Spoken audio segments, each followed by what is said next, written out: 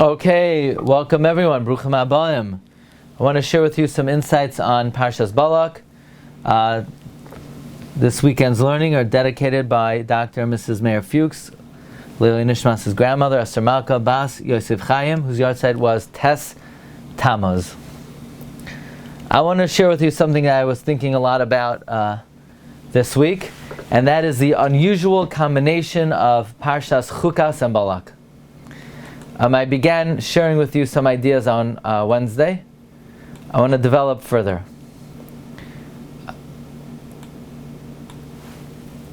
Usually, when two parshas are combined, it's because there's a common theme. For example, Vayakel Pekudei, Tazria Mitzayra. But the storyline, the narrative of Chukas, is unrelated seemingly to the narrative of Balak. Chukas talks about the Paraduma. Balak talks about the story of Bilam cursing Klal Yisrael. So I saw in the Sefer Nachlas Yosef that he wants to uncover the following connection, namely the end of Chukas. Towards the end of Chukas it says, Parak Chaf Aleph Pasuk Laman Aleph, Vayeshev Yisrael B'Eretz HaAmori. And in the beginning of Balak it says, Vayar Balak ben Sipayar, Es Kol Asher Asa Yisrael Lo Amori.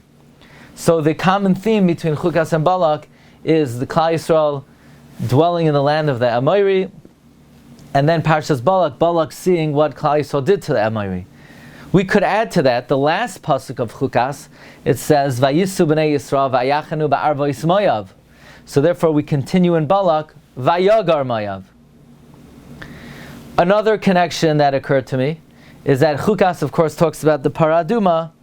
And in Balak, Bilam says, Mi mana afar Yaakov, who could count the dust of Jacob? Rashi explains, there's no count, there's no cheshbon to the mitzvahs that were makayim with afar. One of the examples Rashi gives is the Efer Para Aduma.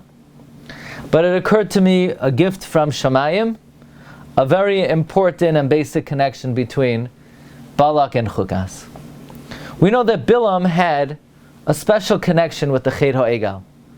The Arizal reveals that the neshama of Ba'ar, the father of Bilam, was in the Egel. Moreover, the Arizal reveals, who made the Egel? The two sons of Bilam, Yunus and Yumberus.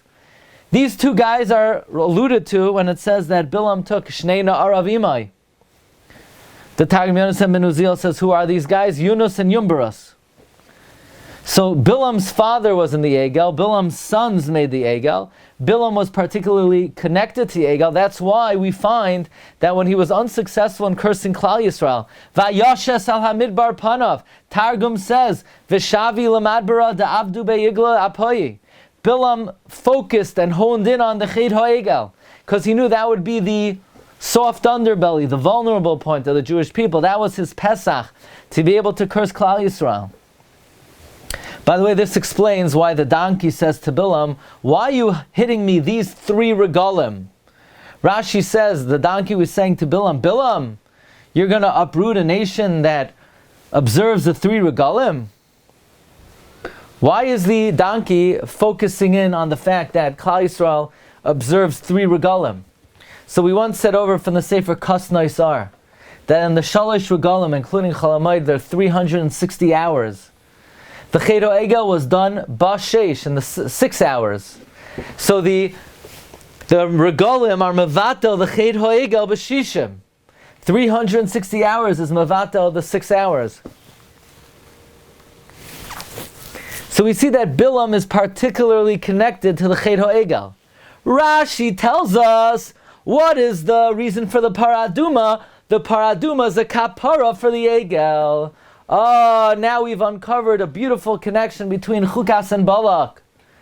Balak is Bilam trying to curse Klal Yisrael by honing in, zooming in on the Chet HaEgal. So Hashem gives us the tikkun to the Chet HaEgal and the protection from the curses of Bilam with Parshas Chukas and the Paraduma. It's like the refuah before the Makkah. And now it comes out that we see great wonders from the Torah. Because we always read Balak before Shiva Asar B'Tammuz. And of all the tragedies that happened on Shiva Asar B'Tammuz, the first one was the breaking of the Luchais, which was a result of the Chet HaEgal. You think it's a coincidence? The whole Parshas Balak, the whole curse of Bilam was to try to magnify the Chet HaEgel, which is Shiva Asar B'Tammuz. That's why we read the Parsha of Shiva Asar B'Tammuz is Parshas Balak. It's the Parsha where Bilam is trying to utilize the gaping hole in Klal Yisrael that was caused by the Chet HaEgel. But we could say further, Rabbi say. You know what another connection between Chukas and Balak is? Moshe Rabbeinu hit the rock. But lest you think our leader, our tzaddik, hit the rock, so we juxtapose another parsha. We talk about the leader of the nations of the world. The leader of the nations of the world, they don't hit the rock. They hit animals. They hit Balak, and they do it not once, 3 times.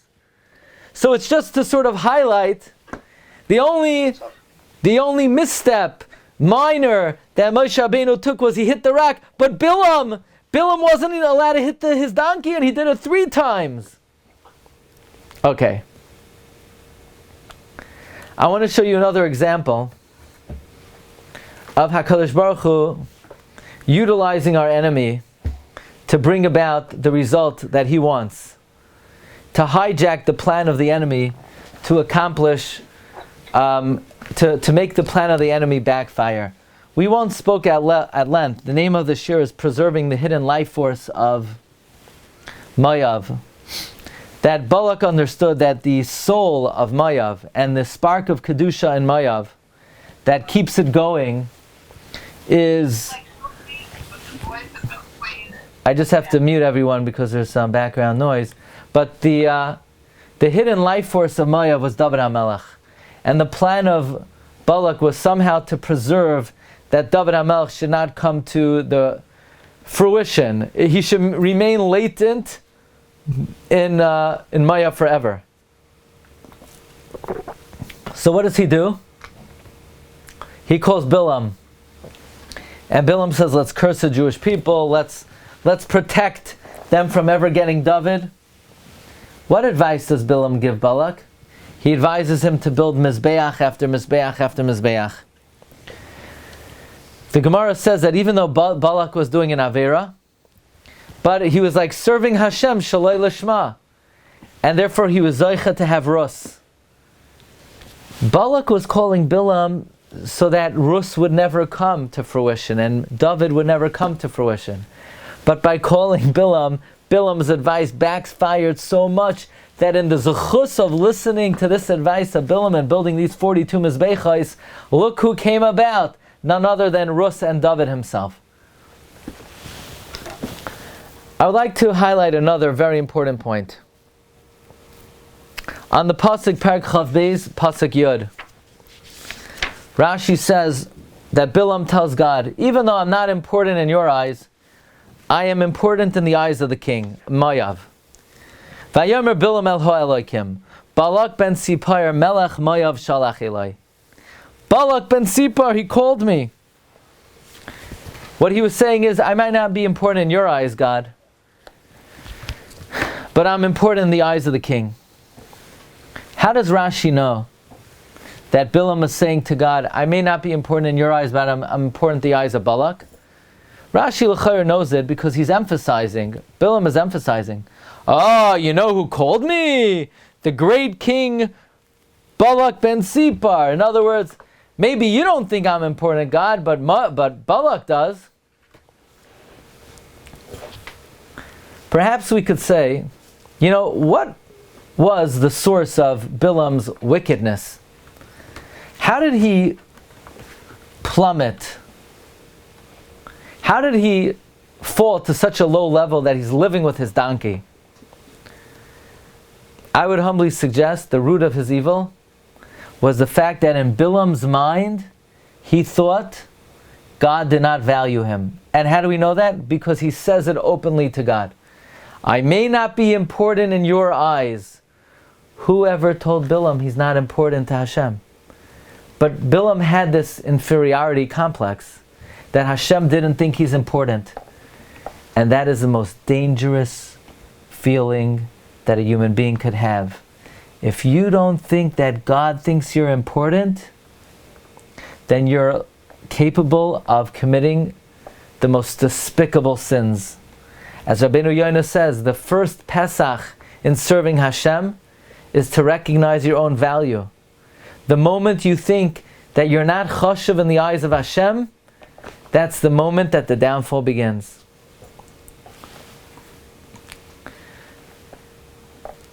I would add, on the pasuk Ushnei Na'arav Imai, Rashi says, from here we learn that an important person should not go out without 2 attendants. That's why Bilam took two attendants with him. And I was wondering, why should we learn out from here? Why should this be the source that one should not... Why should this be the source that one should not go out on their own without that an important person should not go out on their own without 2 attendants? I mean, is this the best place to learn it from? Rashi didn't say that by the Akedah, that when Avram Avinu took Shnei Na'arav.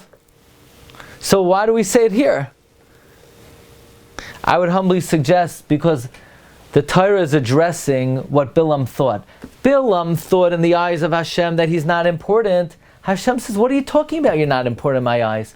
You're going to be the source that an important person should not go out without 2 attendants. You're wrong. You're misinterpreted yourself. You have an inferiority complex. I think you're very important. I think you're so important, you're going to be the source that an important person should not go out without 2 servants. You think you're not important. Okay. Then on the pasuk L'satan Lai, Rashi says that the angel was a impediment to him. Rashi says it was an angel of mercy. Question, how does Rashi know it was an angel of mercy? Maybe it was an angel of punishment. Sifsei Chachamim says, it says, the Malach went L'satan Loi, to be an impediment for him, which implies for others he was merciful. But I would say very simply, you know how we know that it was a merciful angel?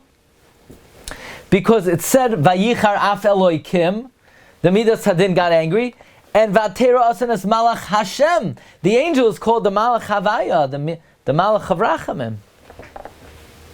Okay. Then Bilam says, Imra be'einecha ashuvali. If you don't want me to go, I won't go. Bilam was mocking God. He was saying to the angel, yeah,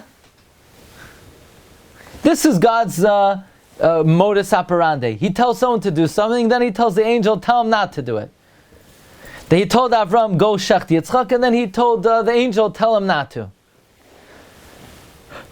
I think this is a very important moment, because we know that Bilam stands against Avraham Avinu.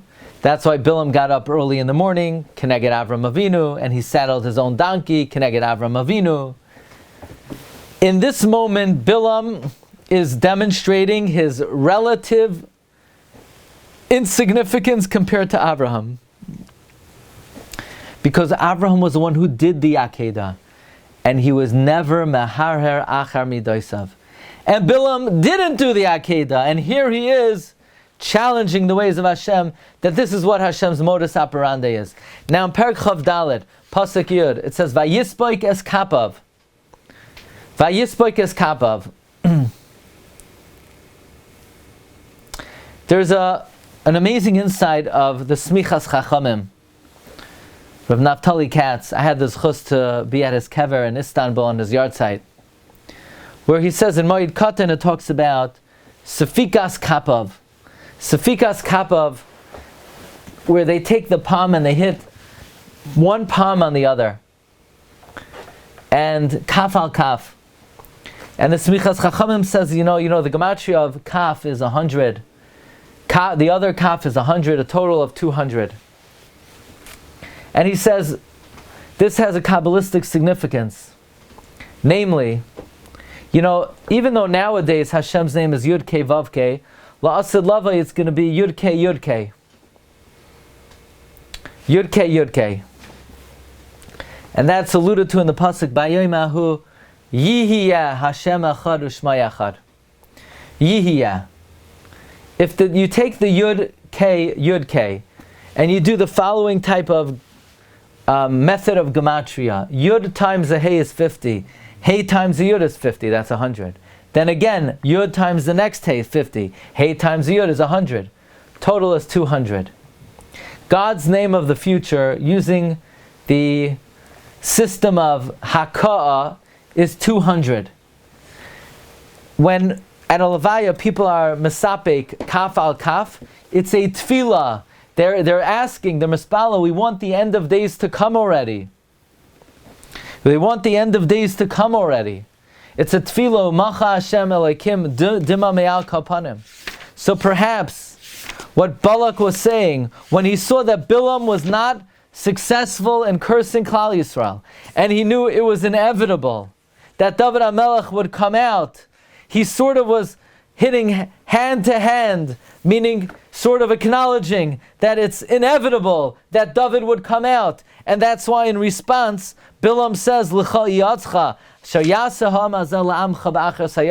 I'm going to let you know what in fact will happen in the end of days. Now one last ta'ara, my good friend, Rabbi Yeshua Falek Greenspan, Shui Greenspan, asked me, the nuance of detail at the end of the parsha is a bit different than in the beginning of the parsha. In the beginning of the parsha, it says, "Imiten li Balak melay beisik hazav lo yuchal lavras pi Hashem Elokai la'asos gedoyla oy katana." So it says Hashem Elokai and gedoyla or katana, and here it just says "Imiten li Balak melay beisik hazav lo yuchal lavras pi Hashem." Doesn't say Elokai. Rashi's bothered why it doesn't say Elokai, but my friend Shui Greenspan asks, but it also here says something different. It says Toiva Oira, not Gedoyla or Katana. So perhaps we could suggest that the Vilna Gaon explains, what does it mean Gedoyla or Katana? Bilam wanted to take Gedoyla, the Shem Havaya, and make it Ka, make it smaller. Or take the Kale, which is small, and make it big, Elokim, because Ka is a Midas Hadin, Elokim is a Midas Hadin. He wanted to take Shem Havaya big and make it Ka. He wanted to take Kale, Din, and make it Kale, Rachamim, and make it Elokim. So in the beginning of the parsha, Bilam concedes there's nothing he could do to harm us, not make a bigger name small or small name big. But now at the end of the parsha, he has to concede, not only can he not harm us, he can't even bless us. He can't even do good to us. He has no control at all. He can't even do toiva ayra'ah. Okay, these are some thoughts on Parshas Balak. And now, the moment you've all been waiting for, the ha'arais, the imponderables on Parshas Balak.